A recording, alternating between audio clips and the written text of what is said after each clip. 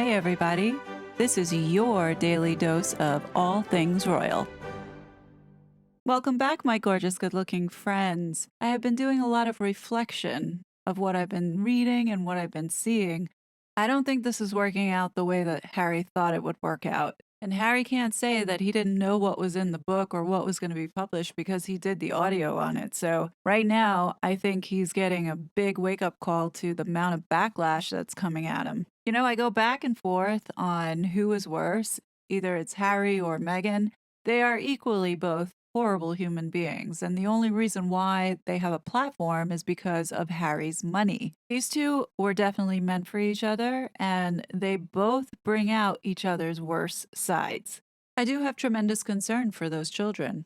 After reading and looking at some of the parts in this book, Spare, I see a man who is filled with rage, arrested development, anger, substance use issues, and an Oedipus complex for sure. This book is one big tantrum, and a lot of it that has come out is with Meghan's influence. So I wonder if this is a way of her setting him up in order for when she's ready to bounce, she can take the kids and get a fat payout. I've said this many times over. I believe Harry and Meghan have been separated since December of 2021. The only reason why they have kept up this facade of being together is because they had these contractual agreements to fulfill with Netflix, Spotify. Now, I'm sure you noticed that the Netflix deal, what they produced is garbage. It looked like it was half-assed. They had like zero content. Don't forget the Archetypes podcast. It was originally supposed to be Harry and Meghan doing these podcasts, but all of a sudden Meghan takes it over. Clearly, they're not moving lockstep, and they haven't been moving lockstep for a long time now. As I've shown you in a previous video,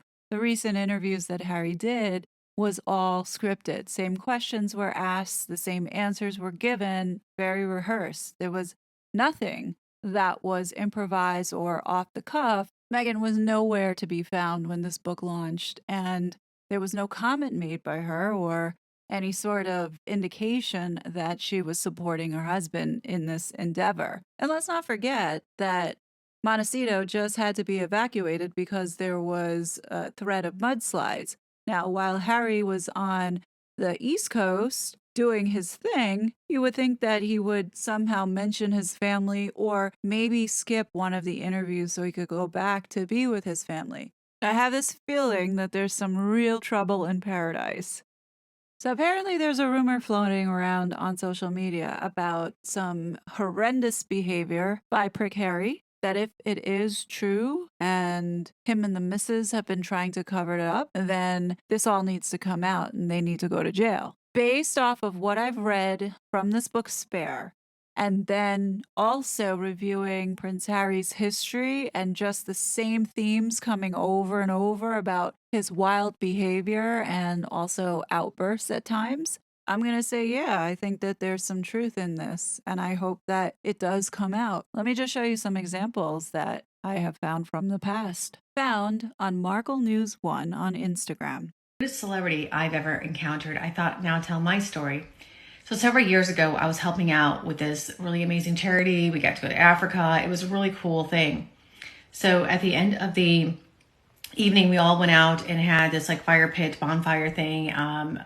Just some s'mores.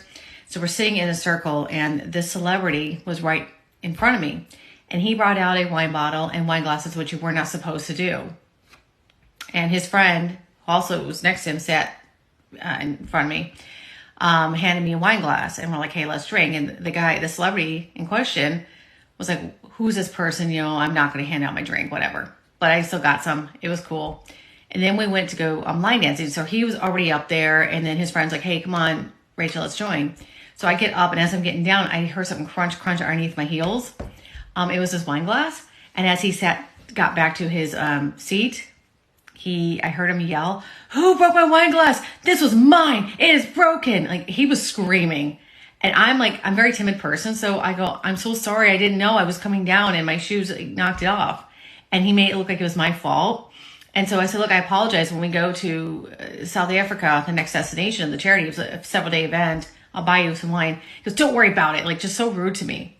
And then the next 2 evenings later, we're now in South Africa. And they had another charity fundraising event, and at the end, he was buying. He was getting some chicks drunk. I'll say that much on that. And I was just so upset, like, because I knew the celebrity for a very, very long time, and he's in the celebrity world, the PR world, cool dude. He's supportive, very kind to everyone, and then in real life, you find out, what kind of person they are. But I've never had him, treat me the way he did, and it did traumatize me because I'm like, I didn't do anything wrong. He wasn't supposed to bring that out there in the first place. I mean, granted, he probably was a little bit, So anyway, after that evening, I remember sitting there and I was talking to his security that was paying attention, or his bodyguards, and we're just chatting about how crazy he gets when he was having a little too much fun. And I'm about to get out because it's also my birthday that evening, and I'm leaving, and he's going that way to get more drink. And I turned to him and I approached him. I'm like, what you did really hurt my feelings. He goes, oh my gosh, I am so sorry. I was just so tired that day. He apologized, and then we kind of made out.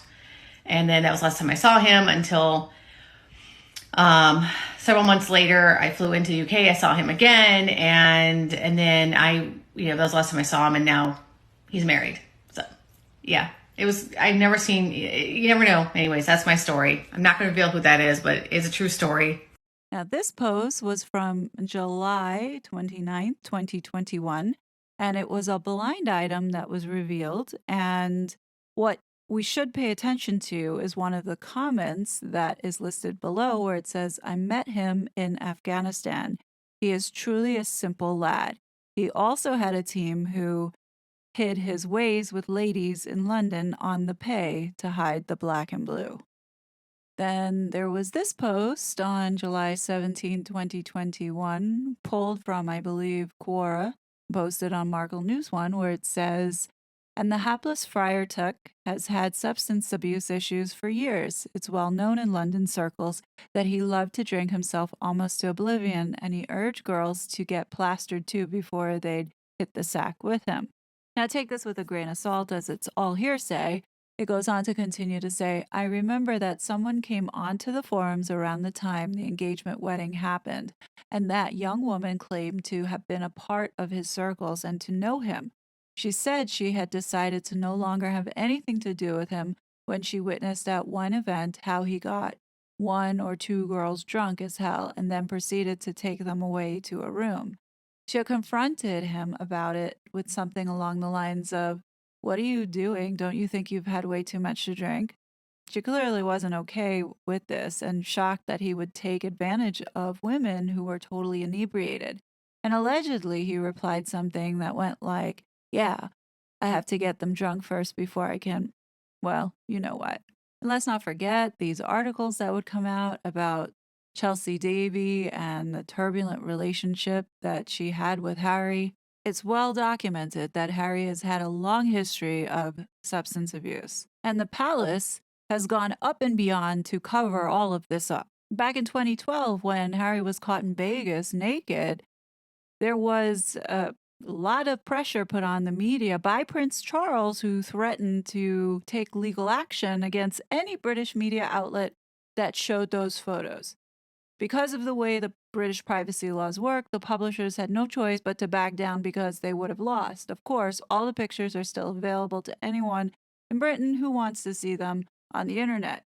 But Prince Charles wanted to have the British media appear that they were doing the right thing, when in fact they were effectively being blackmailed by the royal family. But you can't say that the family didn't try to protect him in every way. Did Prince Harry blow it with blow in his naked Vegas hotel room romp?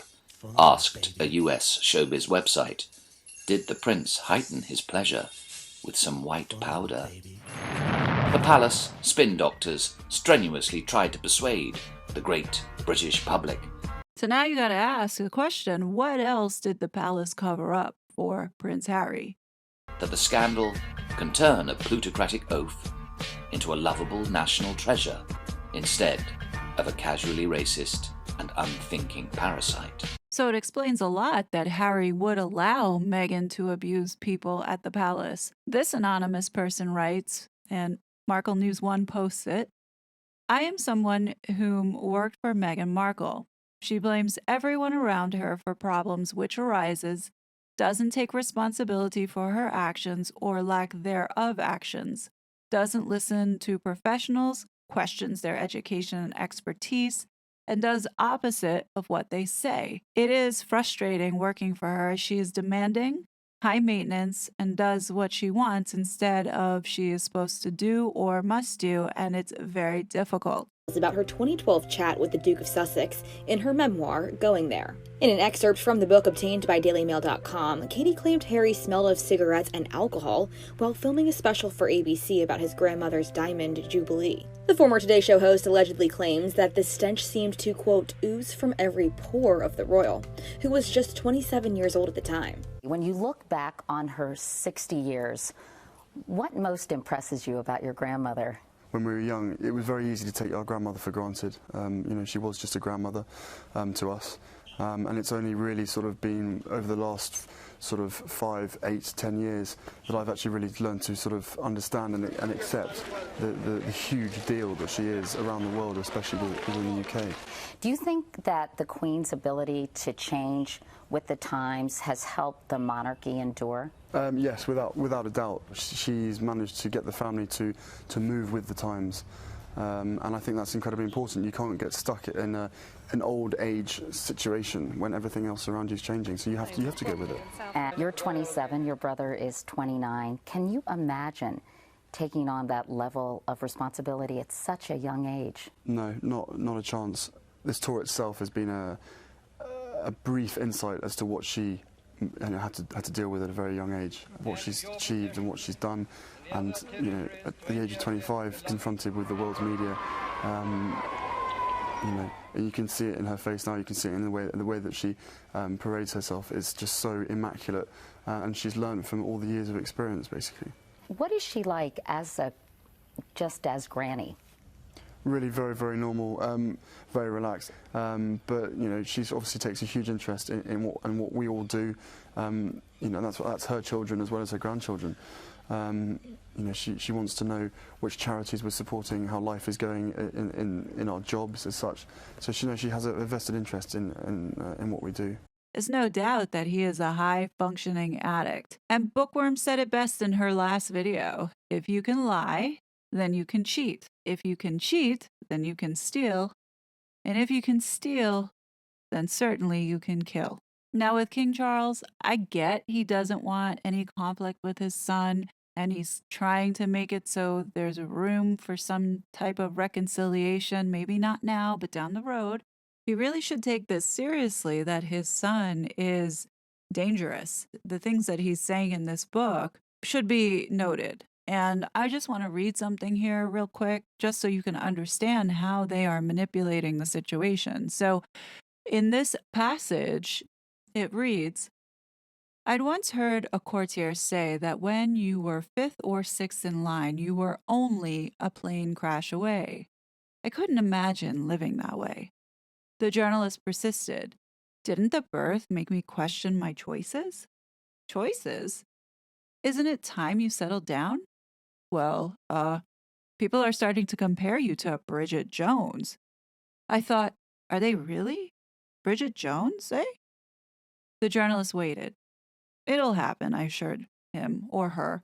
I can't recall the face, only the preposterous line of questioning. When, kind sir, do you plan to wive?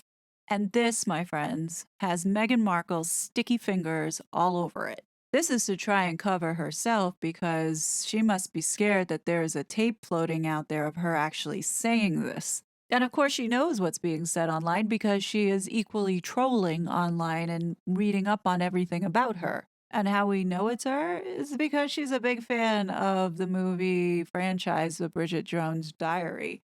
Like, you don't just say Bridget Jones to a guy. Like, who cares when a guy has to get married? He doesn't have a specific time limit on his biological clock. That's for women. She really does think she's clever when she does stuff like this, but it's so easily to trace it back to her. And what does that say about her in having even that thought to say out loud to somebody to overhear it? That just shows what a vile human POS that she is. And Harry is okay with it because he equally wants to be the one to take the crown and one day be king. And there's no doubt in my mind that he is very much jealous of William, and we're now all seeing it. For many years, the palace had cleaned up his image and, painted the two brothers as thick as thieves. But let me tell you, I don't think that that is the case. I think Harry has always been one to be jealous of William and has been desperately trying to one-up him in every way. H does have some serious issues with anger and rage, and it's pervasive through this book. So if there is a situation where he has repetitively been violent and causing harm to other women, that should be taken seriously. And, the palace needs to come clean and not protect this guy any longer if that's the case. Hopefully, there will be people who will speak out, because right now what I see is a menace to society if he's out and freely walking the streets doing this. And here's the most recent Better Up review. It was rated a 1 star, and it says, leadership behaves as if they're always the exception and exploits employees to compensate for lack of leadership accountability. It's rumored allegedly that the woman in question is from this startup, and they're trying to buy her silence. That's the rumor. No confirmation on that, but that is what's going around. I encourage everyone to do your own research and come to your own conclusion. I am just presenting to you what I have found on the public domain, and I've come to my own opinion and conclusion, or my thought, that there is some truth in this rumor that's floating around. Although I have no confirmation or no actual evidence that this is true, this is what I believe based on the evidence that I have presented. I think Harry and Meghan are both extremely dangerous people, and I understand that the king doesn't want to get involved and make this a public affair, but if Harry is threatening to push out another book because he's trying to get a reaction, then I think the palace needs to get their lawyers to issue a cease and desist. I think that right now needs to happen. What do you guys think about this? Do you see any weight to these rumors? Have you seen other information? Let me know in the comments below. I will be back soon with some more content, but until then, be safe, and I will talk to you soon. Bye. It was such a fraud.